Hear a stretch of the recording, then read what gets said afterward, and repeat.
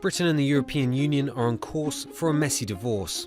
In June 2016, the UK voted to leave the 28-nation bloc, swayed by arguments that the EU was too expensive, out of touch, and a source of uncontrolled immigration.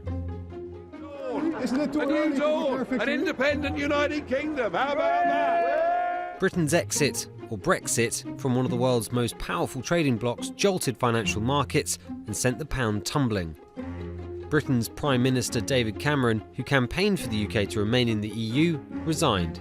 I think the country requires fresh leadership to take it in this direction. It's now up to his fellow Conservative Theresa May to chart a course that will inevitably have global implications. Brexit means Brexit, and we're going to make a success of it. Here's the situation.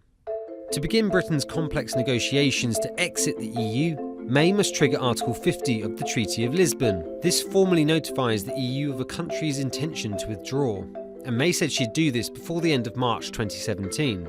Britain will then have 2 years to negotiate the terms of its separation, including unwinding things like trade, financial agreements and safety standards.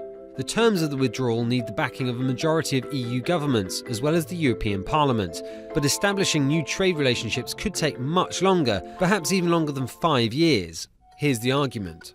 The pro-Brexit vote was a populist backlash against immigration and Europe's political elite. Now the questions are, can the UK strike a deal with the EU that gives it control over immigration without damaging the economy? And does the UK have enough global clout without the EU to negotiate better trade treaties on its own? It's a tricky negotiation for Theresa May. Reduced access to the world's largest trading bloc could cause global companies to cut investment or leave. No country has ever left the EU before, but the trade deals struck by Norway and Switzerland, two countries that were never part of the EU, and by Canada and Turkey, may provide a guide to the UK's future.